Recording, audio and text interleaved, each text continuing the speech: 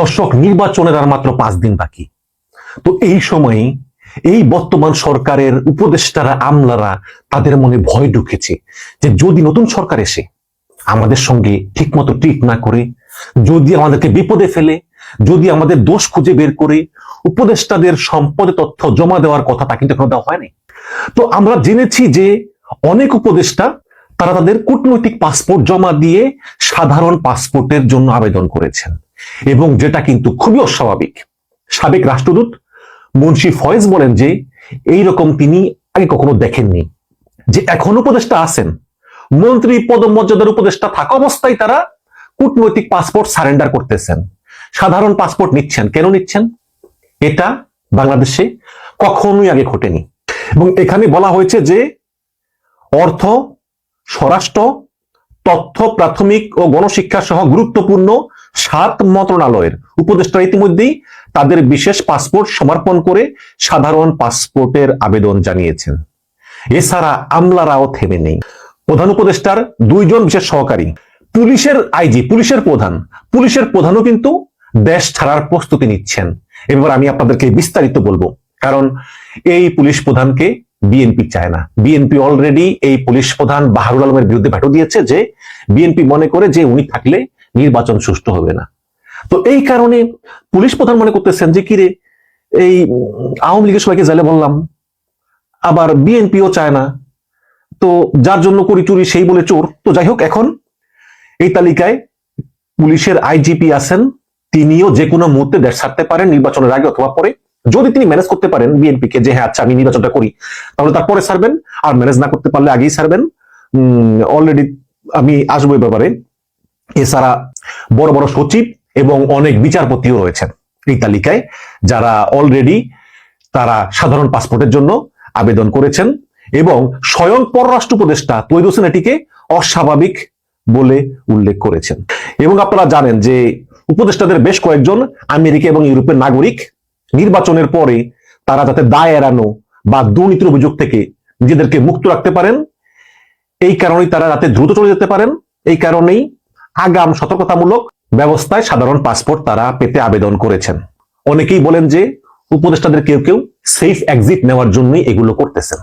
ইতিমধ্যেই কূটনৈতিক পাসপোর্ট জমা দিয়েছেন অর্থ উপদেষ্টা সালাউদ্দিন আহমেদ, স্বরাষ্ট্র উপদেষ্টা জাহাঙ্গীর আলম চৌধুরী, জ্বালানি উপদেষ্টা ফয়জুল কবির খান, তারপরে সৈয়দ রেজওয়ান হাসান পরিবেশ উপদেষ্টা, গৃহায়ণ উপদেষ্টা আদিলুর রহমান খান, প্রাথমিক গণশিক্ষা উপদেষ্টা বিধান রঞ্জন রায় পোদ্দার, ডাক টেলিযোগাযোগ সহকারী ফয়েজ আহমেদ তৈয়ব এবং পুলিশের মহাপরিদর্শক বাহারুল আলম। এটা হচ্ছে সবচেয়ে আশ্চর্যের বিষয়, স্বয়ং পুলিশ প্রধান তিনি দেশ ছাড়ার প্রস্তুতি নিচ্ছেন। এবং এই বাহারুল আলম বিষয়ে কিন্তু অবাক করা কিছু তথ্য আপনাদেরকে বলি দর্শক। এটা আমার কথা না, এটা যুগান্তর পত্রিকার খবর। নির্বাচনের পর নতুন দল ক্ষমতা এলে ইউনূস সরকারের মেয়াদ শেষ হয়ে যাবে, কিন্তু পুলিশ সেনাবাহিনীর মেয়াদ তো শেষ হবে না। পুলিশের প্রধান, সেনাবাহিনীর প্রধান, নৌ প্রধান, বিমান প্রধান তো থাকবেন। এই যে হাসিনার আমলের কিন্তু সেনাবাহিনীর প্রধান, নৌবাহিনীর প্রধান, বিমানের প্রধান এখনো কিন্তু আছে। কিন্তু সমস্যা হচ্ছে যে হাসিনা পালিয়ে যাওয়ার পরে, যখন হাসিনার পুলিশ প্রধান চৌধুরী মামুন গ্রেপ্তার হয়, তারপরে এই বাহারুল আলমকে অবসর থেকে এনে চুক্তি ভিত্তিক নিয়োগ দিয়েছিলেন ইউনূস সরকার, যে চুক্তির মেয়াদ কিন্তু এখনো 8 মাস বাকি। 8 মাস, সেই 8 মাস বাকি থাকতেই তিনি দেশ ছেড়ে চলে যাওয়ার প্রস্তুতি নিচ্ছেন। কেন? এ নিয়ে যুগান্তর রিপোর্ট করেছে। তারা লিখেছে যে পুলিশের প্রধান বাহারুল আলম কূটনৈতিক মর্যাদার লাল পাসপোর্ট বদল করে সাধারণ পাসপোর্ট নিতে চান। সম্প্রতি তিনি সরকারি পাসপোর্ট সমর্পণের ইচ্ছা প্রকাশ করে স্বরাষ্ট্র মন্ত্রণালয়ে চিঠি দেন। তবে জাতীয় সংসদ নির্বাচনের ঠিক আগ মুহূর্তে খোদ পুলিশ প্রধানের পাসপোর্ট সমর্পণের এই খবরে প্রশাসনে তোলপাড় শুরু হয়েছে। চুক্তির মেয়াদ 8 মাস বাকি থাকতে কেন তিনি এখনই সাধারণ পাসপোর্ট নিতে চান, তা নিয়ে সচিবালয় সহ পুলিশ সদর দপ্তরেও রয়েছে নানা আলোচনার ডালাপালা মেলছে। এদিকে পুলিশ ভেরিফিকেশন এবং 2টি গোয়েন্দা সংস্থার প্রতিবেদন প্রাপ্তির বিধিনিষেধ ছাড়াই খুব সহজেই সরকার সংশ্লিষ্টরা যাতে লাল পাসপোর্ট সমর্পণ করে সাধারণ পাসপোর্ট নিতে পারেন, সেজন্য সম্প্রতি স্বরাষ্ট্র মন্ত্রণালয় থেকে পূর্বের এই সংক্রান্ত সিদ্ধান্ত সংশোধন করে স্পষ্টীকরণের নামে প্রজ্ঞাপন জারি করা হয়। মানে আগে যদি কোনো বড় কর্মকর্তা বা উপদেষ্টা বা মন্ত্রীরা লাল পাসপোর্ট সমর্পণ করে সাধারণ পাসপোর্টের জন্য আবেদন করত, তাহলে কিছু গোয়েন্দা সংস্থার ভেরিফিকেশন লাগতো। এগুলো সব বাদ করে যাতে সহজেই পাইতে পারে, এর জন্য স্বরাষ্ট্র মন্ত্রণালয় নতুন ভাবে প্রজ্ঞাপন জারি করছে, যাতে খুব সহজেই পাইতে পারে। কারণ স্বরাষ্ট্র উপদেষ্টা তো নিজেও কিন্তু এই লাল পাসপোর্ট সমর্পণ করে সাধারণ পাসপোর্টের জন্য কিন্তু আবেদন করেছেন। তো সেখানে এই সরকারের আমলে ইতিপূর্বে জারি করা বিধিনিষেধ সাবেক সরকারের কূটনৈতিক পাসপোর্টের জন্য বহাল রেখে বর্তমান সরকারের জন্য শিথিল করা হয়েছে। সূত্র জানায় বাহারুল আলম নিজেই তার কূটনৈতিক পাসপোর্ট সমর্পণ করে সাধারণ পাসপোর্ট ইস্যুর জন্য পত্র দেন। এই বিষয়ে অনাপত্তি চেয়ে ৩রা ফেব্রুয়ারি তিনি স্বরাষ্ট্র মন্ত্রণালয়ের সিনিয়র সচিব বরাবর চিঠি দিয়েছেন। এতে বলা হয়, আমি Baharul Alam, inspector general of police Bangladesh, আমার ব্যবহৃত কূটনৈতিক পাসপোর্ট সমর্পণ পূর্বক সাধারণ পাসপোর্ট গ্রহণ করতে ইচ্ছুক। বর্ণিত কূটনৈতিক পাসপোর্টের পরিবর্তে সাধারণ পাসপোর্ট প্রাপ্তির জন্য অনাপত্তি সনদ প্রদানের প্রয়োজনীয় ব্যবস্থা গ্রহণের জন্য বিনীত অনুরোধ করা হলো। আপনারা জানেন যে রক্তাক্ত জুলাই গণঅভ্যুত্থানের পর পুলিশ নৈতিকভাবে দুর্বল হয়ে পড়ে এবং এই বিশৃঙ্খল পুলিশ বাহিনীকে নেতৃত্ব দিতে সাবেক অতিরিক্ত আইজিপি বাহারুল আলমকে অবসর থেকে চাকরিতে ফিরিয়ে আনা হয় এবং 2024 সালের 21শে নভেম্বর তাকে পুলিশ প্রধান হিসাবে চুক্তিভিত্তিক নিয়োগ দিয়ে প্রজ্ঞাপন জারি করে সরকার, এবং চলতি বছরের 20শে নভেম্বর পর্যন্ত তার চাকরির মেয়াদ রয়েছে। এর আগে অতিরিক্ত আইজিপি মইনুল ইসলাম তিনিও দায়িত্ব পালন করেছিলেন, তিনি বর্তমানে পোল্যান্ডের রাষ্ট্রদূত। অনেকেই বলতেছেন চুক্তির বর্ধিত মেয়াদ পরবর্তী নির্বাচিত সরকার বাতিল না করলে বাহারুল আলমের আরো 8 মাস এই পুলিশ প্রধান পদে থাকার কথা। অথচ মেয়াদ পূর্তির অনেক আগে পুলিশ প্রধানের সরকারি পাসপোর্ট সমর্পণের খবরটা কিন্তু খুবই অস্বাভাবিক। এটা অনেক প্রশ্নের জন্ম দেয়। নাম প্রকাশে অনিচ্ছুক পুলিশের কয়েকজন কর্মকর্তা যুগান্তরকে বলেন যে নির্বাচনের পরপরই তিনি দেশ ছাড়তে পারেন, কেননা নির্বাচনের আগেই তাকে সরিয়ে দিতে গুরুত্বপূর্ণ একটি রাজনৈতিক দলের পক্ষ থেকে জোর দাবি তোলা হয়। তবে ইউনূস সরকার সিদ্ধান্ত নেয় যে নির্বাচন পর্যন্ত তাকে বহাল রাখবে এবং নির্বাচনের সময় এই পুলিশ প্রধানই দায়িত্ব পালন করবেন। এটাই ইউনূস সরকারের সিদ্ধান্ত। ফলে এই প্রেক্ষাপটে পুলিশ প্রধানের পাসপোর্ট সমর্পণের একটি বিশেষ যোগসূত্র পাওয়া যায়।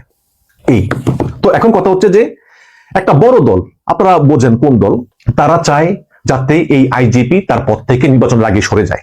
কারণ বিএনপি মনে করে এই আইজিপির অধীনে নির্বাচন সুষ্ঠু হবে না। কিন্তু ইউনূস সরকার চায় যে না, এই পুলিশ প্রধান থাকুক এবং তিনি দায়িত্ব পালন করুক। এটা পুলিশ প্রধান জানেন, এবং যেহেতু সবাই মনে করতেছে যে বিএনপির ক্ষমতার সম্ভাবনা বেশি, এই কারণেই পুলিশ প্রধান মনে করতেছে যে বিএনপি ক্ষমতা এলেই তিনি তড়িঘড়ি করে দেশ ছেড়ে চলে যেতে পারে। হয়তো এমন হতে পারে যে 12 তারিখে নির্বাচন হলো, 13, 14, 15 তারিখের শপথ, হয়তো 15 তারিখের শপথ তিনি হয়তো 13, 14 তারিখেই তিনি দেশ ছেড়ে চলে যেতে পারেন, এরকম হতে পারে। তবে এটা খুবই বিরল। এবং দর্শক, মানে খুবই অবাক ব্যাপার হচ্ছে যে ক্ষমতা কি জিনিস দেখেন। এক সময় আওয়ামী লীগ ছিল 15 বছর ক্ষমতায়, সবাই দেশ ছেড়ে পালাইছে। এখন এই উপদেষ্টা পরিষদ বর্তমানে তারাও 1-1.5 বছর ক্ষমতায়, বাট মানে আওয়ামী লীগের মতো পতন না হলেও তারা কিন্তু নিজ নিজ উদ্যোগে তারা দেশ ছাড়ার প্রস্তুতি নিচ্ছেন। তারা ক্ষমতা শেষ হওয়ার পরে এই দেশে আর নিরাপদ বোধ করতেছেন না। কি একটা কালচার না আমাদের বাংলাদেশের। এই কারণেই ভাই ইউটিউবার আছি, ভালো আছি, ক্ষমতার দরকার নেই, যখন মন চায় প্রাণ করে সমালোচনা করতে পারি। এই দর্শক, আপনাদের মতামত কি জানাবেন? আপনারা কি ভাবছেন যে কেন এই পুলিশ প্রধান উপদেষ্টারা তারা এই দেশ ছাড়ার প্রস্তুতি নিচ্ছেন? বাংলাদেশে নির্বাচনের সময় যতই ঘনিয়ে আসছে তত বেশি উত্তাপ ছড়াচ্ছে বাংলাদেশের মধ্যে। ইতিমধ্যে এই ভয়ে বাংলাদেশের অনেক ঊর্ধ্বতন সরকারি কর্মকর্তারা বিদেশ পালিয়ে যাওয়ার চেষ্টা করছে। কিছুদিন আগে আমরা একটা খবর দেখতে পেয়েছি, নিয়ে আমি আলোচনা করেছি। ঢাকা উত্তর সিটি কর্পোরেশনের প্রশাসক এজাজ সাহেবও বিদেশ পালিয়ে যাওয়ার চেষ্টা করেছে। পরবর্তীতে এজাজ সাহেবকে বিদেশ ভ্রমণে নিষেধাজ্ঞা দেওয়া হয়েছে। এইরকম সরকারি অনেক ঊর্ধ্বতন কর্মকর্তা বিদেশ পালিয়ে যাওয়ার চেষ্টা করছে, এবং যারা যারা চেষ্টা করেছে সরকার অবগত হয়েছে, সকলকে বিদেশ নিষেধাজ্ঞা দিয়ে দেওয়া হয়েছে, যাতে তারা বিদেশ নির্বাচনের আগে পালিয়ে যেতে না পারে। শুধু তাই নয়, ডক্টর সরকারের মধ্যে অনেক উপদেষ্টা তাদের কূটনীতিক পাসপোর্ট মানে লাল পাসপোর্ট জমা দিয়ে এয়ারপোর্টে গিয়েছিল বিদেশ পালিয়ে যাওয়ার জন্য। তাদেরকেও কিন্তু এয়ারপোর্ট থেকে ফিরিয়ে দেওয়া হয়েছে এবং তাদের উপরও নিষেধাজ্ঞা দেওয়া হয়েছে, যাতে তারা বিদেশ পালিয়ে যেতে না পারে। মোট কথা, 12ই ফেব্রুয়ারির আগে কোনো উপদেষ্টাও যতই চেষ্টা করুক নিষেধাজ্ঞার কারণে বিদেশ পালিয়ে যেতে পারবে না, এবং সরকারি অনেক ঊর্ধ্বতন যারা কর্মকর্তা আছে ডক্টর সিন্ডিকেটে, তারাও বিদেশ পালাতে পারবে না। ডক্টর নুজের কথা হচ্ছে, আমি বিদেশ পালাতে পারছি না, আমি বিদেশ পালাবো না, তোমরা আমাকে ছেড়ে বিদেশ পালিয়ে যাবা, এটা হবে না। সকলকে নিষেধাজ্ঞা দিয়ে প্যাকেট করে রেখে দেওয়া হয়েছে। তাদের কথা হচ্ছে মরলে একসাথে মরবো, জেলে ঢুকলে একসাথে ঢুকবো, কারণ ক্ষমতার মজা কিন্তু একসাথেই নিয়েছি। ডক্টর ইউনূস হয়তোবা যারা ক্ষমতায় আসার দরে এগিয়ে আছে বা জামাত বা বিএনপি যার সাথে নেগোসিয়েশন হবে তাদেরকে সেফ এক্সিট দিবে, তাদের দিকেই কিন্তু ঝুঁকে পড়তে পারে শেষ দিনে বা তার আগের দিন সমঝোতা হয়ে গেলে। কারণ এখন অনেক উপদেষ্টা বিদেশ পালাতে পারছে না, ডক্টর ইউনূস না হলেও উপদেষ্টাদের এক পক্ষ হয়ে যেতে পারে, কারণ তাদের নিরাপত্তা নিশ্চিত করতে হবে। এটা স্বাভাবিক, কারণ ডক্টর ইউনূস কোন রাজনৈতিক সরকার ছিল না, একটা অন্তর্বর্তীকালীন সরকার ছিল। প্রায় 16-17 মাস ক্ষমতায় থাকার ফলে অনেক বেশি জনগণের শত্রু হয়ে গিয়েছে, ভালো কাজ করতে পারে না, কারণ দেশের টাকা লোপাট হয়েছে, দেশের অর্থনীতি দুর্বল হয়ে গিয়েছে, বিভিন্ন জায়গায় দুর্নীতি অনিয়ম হয়েছে, জনরোষও পড়তে পারে, এবং যে রাজনৈতিক সরকার 12 তারিখ ক্ষমতায় আসবে তাদের জনরোষে পড়তে পারে। সেই কারণে তাদের এখন অপশন হচ্ছে আস্তে আস্তে করে 12ই ফেব্রুয়ারি আগে বিদেশ পালিয়ে যাওয়া, কিছু উপদেষ্টা, তা না হলে 12ই ফেব্রুয়ারি পরে এমন এক রাজনৈতিক দল আসবে তাদের সাথে সমঝোতা করে সেফ এক্সিট নেওয়া। এখন অনেক উপদেষ্টা তো বিদেশ পালাতে পারে নাই, সকলকে এয়ারপোর্ট থেকে ফিরিয়ে দেওয়া হয়েছে, লাল পাসপোর্ট জমা দিয়েও কোনো লাভ হয়নি। মোটামুটি উপদেষ্টা সহ সরকারের সিনিয়র ঊর্ধ্বতন কর্মকর্তা সহ সকলে প্যাকেট হয়ে আছে। ডক্টর ইউনূস মোটামুটি সকলকে বিদেশ ভ্রমণে নিষেধাজ্ঞা দিয়ে প্যাকেট করে রেখেছে। মোট কথা, নির্বাচনের আগে বাংলাদেশের কোনো প্রভাবশালী ব্যক্তি এবং গুরুত্বপূর্ণ ব্যক্তি কেউ বিদেশ ভ্রমণে যেতে পারবে না কোনো উসিলায়, সকলকে প্যাকেট করে বাংলাদেশে রেখে দেয়া হবে। মোটামুটি খেলা জমে গিয়েছে। এখন বোঝা যাবে কত ধানে কত চাল, এখন বোঝা যাবে এই ডক্টর ইউনূস সিন্ডিকেটের উপদেষ্টারা কতটুকু পর্যন্ত সাহস দেখাতে পারে। আমি গতকালকে দেখতে পেয়েছি এই স্বরাষ্ট্র উপদেষ্টা গাড়ি থেকে নেমে সাংবাদিকদের সাথে জড়াজড়ি করতেছে, যাকে পায় তার সাথে খুব সুন্দরভাবে কথা বলতেছে, মানে ভয় ঢুকে গিয়েছে। এরে ভাই, বুড়া বয়সে ভয় যখন ঢুকে গিয়েছে তোদেরকে মারা লাগবে না, তোরা রাতে ভয়ে হার্ট অ্যাটাক করবে। ডক্টর ইউনূস যদি আর একটু ডক্টর ইউনূসকে ভয় ঢুকানো যায়, ডক্টর ইউনূসকে কিচ্ছু করা লাগবে না, ডক্টর ইউনূস ঘুমের মধ্যে হার্ট অ্যাটাক করে বা ব্রেন স্ট্রোক করে মারা যাবে। এই পরিস্থিতি তৈরি হয়েছে এই বুড়া খাটাস গুলার। কথা বুঝতে পেরেছেন? এরা পালাতে চেয়ে পালাতে পারে নাই, এদেরকে সেফ এক্সিট বিএনপি বা জামাত দিবে কিনা ক্ষমতায় আসার পরে সেটার কোনো ঠিক ঠিকানা নাই। হয়তো বা জামাত ক্ষমতায় আসলে একটু সেভ হতে পারে, কিন্তু বিএনপি যদি বাই চান্স ক্ষমতায় চলে আসে, সমঝোতা না হয়, এদের যে কি অবস্থা হবে ভাই কল্পনা করতে পারবেন না। এদের ইন্ধনেই, এদের সাপোর্টে কিন্তু জামাত এবং এনসিপি বিএনপি সাথে যা ইচ্ছে তা করেছে, যা বলা তা বলেছে, শুধু বিএনপি কেনা আওয়ামী লীগকেও বলেছে। 12 ফেব্রুয়ারি পরে নির্বাচনের পরবর্তী সময় 1 মাসের মধ্যে আওয়ামী লীগ বাংলাদেশের রাজনীতি ফিরে আসবে, আর যে সরকার গঠন করবে সে তো থাকবে। এই দুই রাজনৈতিক দলের চাপে গেরাগলে যে সকল উপদেষ্টা পালাতে পারবে না, তাদের যে কি পরিণতি হবে, জামাত এবং এনসিপি যে কি পরিণতি হবে, ভয়াবহ পরিস্থিতি হবে, কল্পনা করতে পারবেন না। এই সকল বিষয় আজ করতে পেরে কিন্তু জামাত এনসিপি গংরাই পাকিস্তান থেকে অনেক হিউজ পরিমাণ অস্ত্র নিয়ে এসেছে। একে তো সেই সকল অস্ত্র নির্বাচনে ব্যবহার হবে, এরপরের পরবর্তী সময় বাংলাদেশে যখন যদি বিএনপি ক্ষমতায় আসে, আওয়ামী লীগও ফিরে আসে, তাদের বিরুদ্ধে ব্যবহার করার জন্য বসে আছে। পাকিস্তান সম্পূর্ণরূপে এদেরকে ইন্ধন দিবে। তাদের কথা হচ্ছে বাংলাদেশে একটি গৃহযুদ্ধ লাগিয়ে দেওয়া হবে, এবং সেই সুযোগে তারা চাইবে একটি ইসলামিক রেভলিউশন ঘটিয়ে ইসলাম শাসন করতে বাংলাদেশে। কথা বুঝতে পেরেছেন? অনেক খেলা বিতর্কতভাবে চলতেছে, জাস্ট সময় ও কাল ভেদে সেই খেলাটা তারা খেলার জন্য বসে আছে। আমরা যতই মনে করি এনসিপি গং, এই জামাত ইসলামী গং, তারা সংখ্যায় কম, আরে ভাই তারা সংখ্যায় কম হলো সকলে মিলিটেন্ট। আওয়ামী লীগ এবং বিএনপির জনসমর্থন অনেক বেশি, কিন্তু মিলিটেন্ট বাহিনী নাই। সাধারণ খেটে খাওয়া মানুষ আওয়ামী লীগকে সমর্থন করে, সাধারণ খেটে খাওয়া মানুষ বিএনপি করে, তারা মিলিটেন্ট তৈরি করে লাগে না, তাদের জনসমর্থন অনেক। কিন্তু এই এনসিপি গং, জামাত ইসলামী গং, এরা তো সবাই জামাত শিবিরের কর্মী। তারা যারাই জামাত শিবির করে তারা সকলেই হচ্ছে মিলিটেন্ট, মানে আর্মিদের মতো প্রশিক্ষণ প্রাপ্ত। তারা সকলে যুদ্ধের জন্য প্রস্তুত, সকলে অস্ত্র চালাতে পারে। এটাই হচ্ছে বাস্তবতা। আগামীতে এরকম একটা গৃহযুদ্ধের কবলে পড়বে বাংলাদেশ। এ সকল কিছু এখন যে অন্তর্বর্তীকালীন সরকার উপদেষ্টা আছে তারা ভালো করে বুঝতে পারছে। তারা সমঝোতা ছাড়াই পালাতে চেয়েছিল লাল পাসপোর্ট জমা দিয়ে, কিন্তু এয়ারপোর্ট থেকে ফিরিয়ে দেওয়া হয়েছে। কারণ আগামীতে সময় খুবই ভয়াবহ আসছে। যাচ্ছে দিন মোটামুটি ভালো, আসছে দিন খুবই খারাপ, সেটা বিএনপিও বুঝতে পারছে। বিএনপি এখন জোর করে বলতে পারছে না আওয়ামী লীগকে স্বনির্বাচন করতে চাই আমরা, আওয়ামী লীগকে স্বনির্বাচন হোক, কারণ বিএনপি দুই দিক দিয়ে ফাটা বাসার চিপে পড়ে গিয়েছে। একে তো আওয়ামী লীগ স্বনির্বাচন করতে কোনোভাবেই রাজি না ডক্টর ইউনূস এবং জামাত এবং এনসিপি গণ। দ্বিতীয়ত আরেক দিক দিয়ে আওয়ামী লীগ স্বনির্বাচন হোক, বিএনপি এক পক্ষ চাইলেও আরেক পক্ষ চাচ্ছে না। কারণ এক পক্ষ চাচ্ছে যে আওয়ামী লীগ ছাড়া নির্বাচন হলে আমরা আরামসে এমপি হয়ে যেতে পারবো, আবার আরেক পক্ষ চাচ্ছে আওয়ামী লীগ ছাড়া নির্বাচন হয়ে গেলে আমরা আরামসে এমপি হলো ক্ষমতায় তো বেশি দিন থাকতে পারবো না, আবার ঘুরে ফিরে আমাদের পতন হবে তত্ত্বাবধায়ক সরকারের আন্ডারে নির্বাচন করতে হবে। তাই বিএনপির মধ্যে গোজামিল অবস্থা এবং ডক্টর ইউনূস সরকারের মধ্যে একটা গোজামিল অবস্থা চলতেছে। সেনাবাহিনীর কিছু অংশ চাচ্ছে দেশের মধ্যে গণতান্ত্রিক প্রক্রিয়া ফিরে আসুক, আরেক পক্ষ চাচ্ছে ডাইরেক্ট জামাতের হাতে ক্ষমতা তুলে দিক, পাকিস্তানের এজেন্ডা বাস্তবায়ন করছে। এই পরিস্থিতিতে একটা দেশে কি হওয়া প্রয়োজন? এই পরিস্থিতিতে একটা দেশে একটি গণতান্ত্রিক ও স্টেবল সরকার আসা প্রয়োজন, কিন্তু সেটা হচ্ছে না, কারণ গোজামিল অবস্থার কারণে দেশে গৃহযুদ্ধের দিকে চলে যাচ্ছে। আগামীতে হয়তোবা সিভিল ওয়ার বাংলাদেশে হলেও হয়ে যেতে পারে। অলরেডি অঘোষিত সিভিল ওয়ার চলতেছে, কিন্তু এটা বড় আকারে বড় স্কেলে হয়ে যাবে 12 ফেব্রুয়ারি পরবর্তী সময়, এটা আমার থেকে মনে হচ্ছে। কারণ পরিস্থিতি ভালোর দিকে যাচ্ছে না, পরিস্থিতি দিন দিন ঘোলাটে হচ্ছে, দিন দিন খারাপের দিকে যাচ্ছে।